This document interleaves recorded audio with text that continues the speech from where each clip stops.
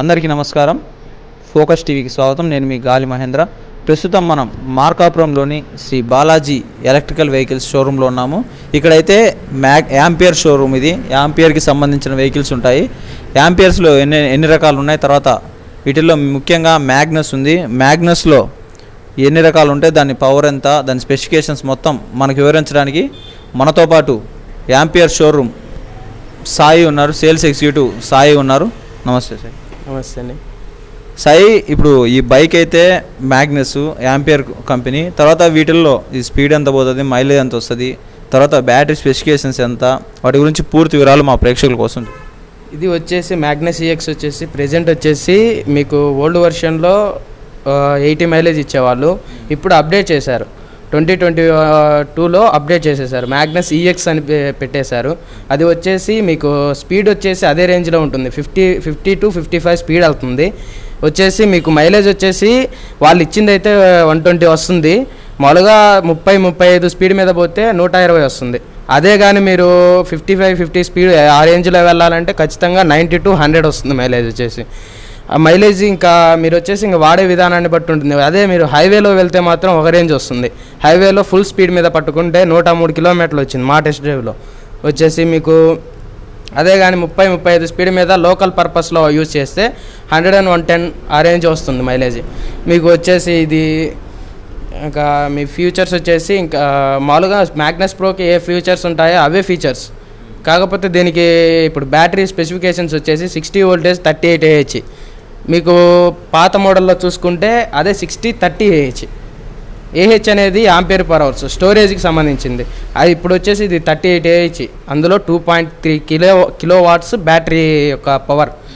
ఇంకా దీని ఫ్యూచర్స్ వచ్చేసి ఇంకా స్పీడ్ వచ్చేసి అదే రేంజ్ ఉంటుంది. 1200 watts motor capacity, 60 voltage 38 AH battery capacity. దీని లైట్స్ వచ్చేసి డబల్ లైట్ కింద పైన వస్తుంది, డిప్పర్ అనమాట. ఇప్పుడు వచ్చేసి మీటర్ స్పెసిఫికేషన్స్ వచ్చేసి దీంట్లో ఎటువంటి ప్రాబ్లం ఉన్నా కూడా దీంట్లోనే సింబల్స్ చూపించేస్తుంది. ఫర్ ఎగ్జాంపుల్గా మోటార్ సింబల్ అయితే M, డ్రమ్ సింబల్ వచ్చేసి break symbol, throttle symbol, controller symbol, ఇలా స్పీడ్ సింబల్, అన్ని సింబల్స్ వచ్చేసి ఇక్కడే ఉంటుంది. మీకు ఏ ప్రాబ్లం వచ్చినా కూడా ఇక్కడే చూపించేస్తుంది.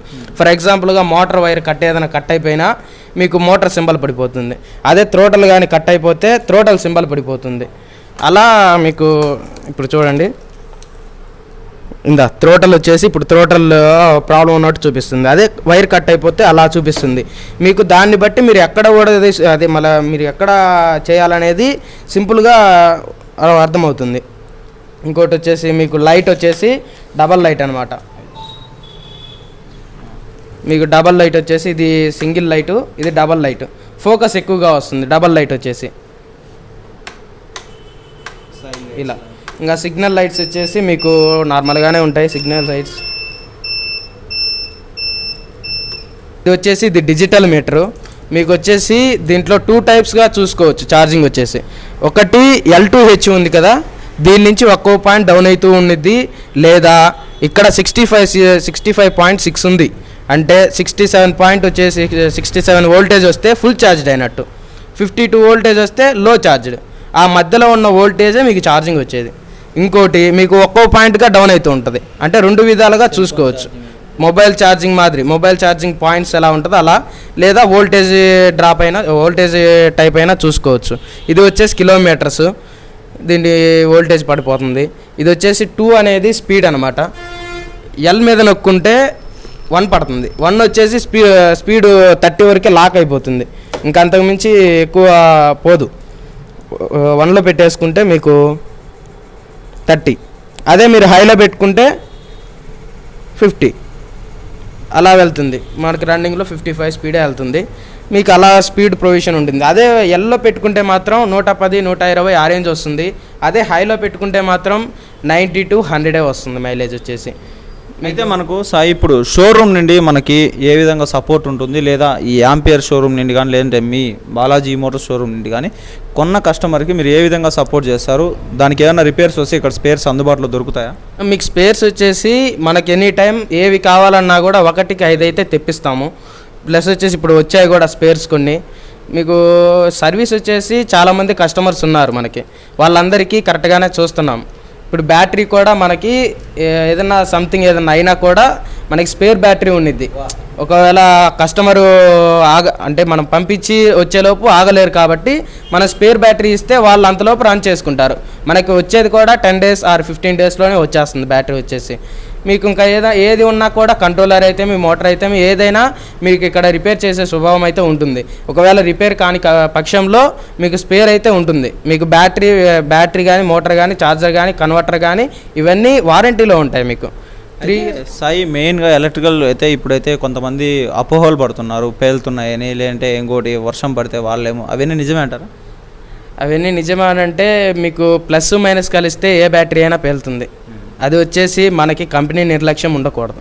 ఇది వచ్చేసి గవర్నమెంట్తో లింకప్ అయిన కంపెనీ, అలా జరగడానికి అయితే వీలు లేదు. ఇది వచ్చేసి BMS అనేది ఒక మదర్ బోర్డు ఉంది బ్యాటరీలో.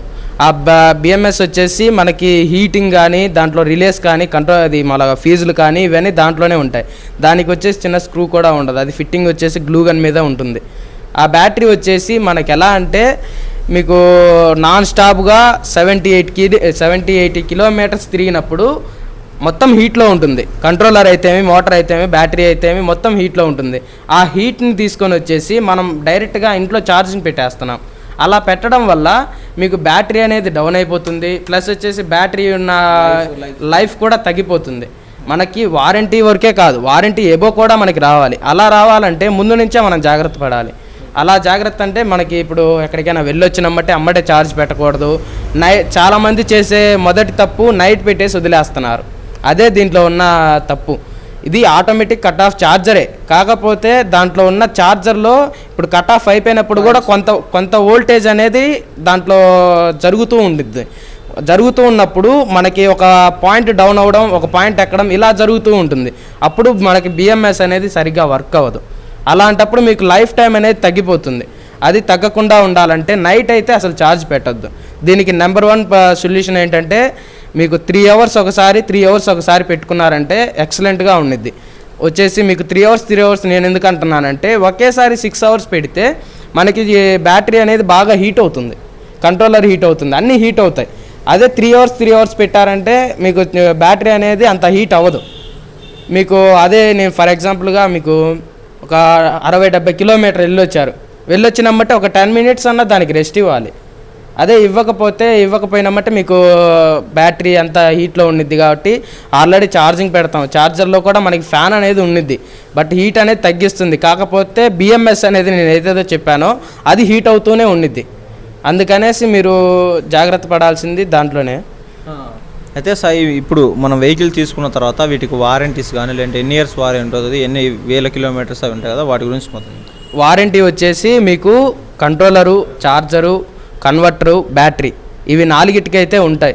మీకు కంట్రోలర్ కానీ ఛార్జర్ కానీ మోటార్ కానీ ఇవి అయితే కంప్లీట్గా 3 years మాత్రం ఉండిద్ది. మీకు కంప్లీట్గా 3 years మీకు వారంటీ ఉండిద్ది. ఒక బ్యాటరీ మాత్రం 20,000 kilometers కానీ 3 years కానీ which ever is early year, ఏది త్వరగా వస్తే అది వారంటీ అయిపోతుంది.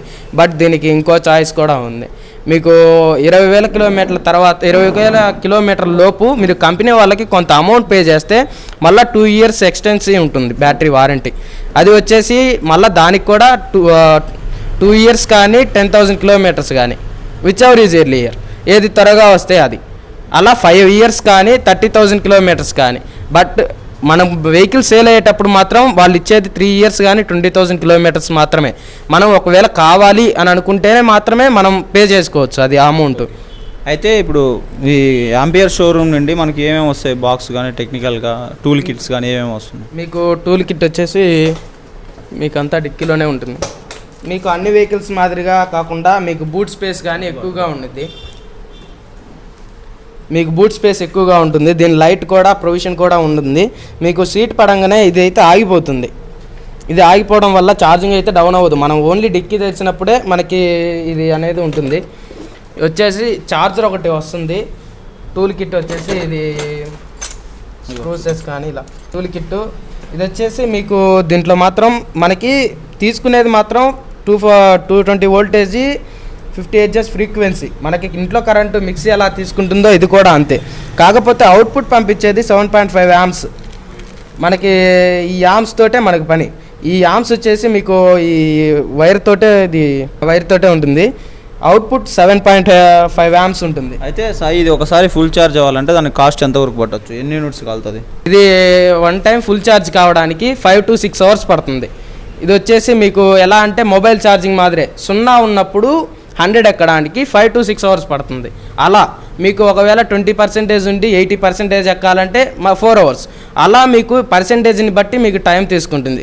కంప్లీట్గా ఒకసారి మామూలుగా సగం ఛార్జింగ్ ఉన్నప్పుడు 5 hours పడుతుందని చెప్పట్లేదు.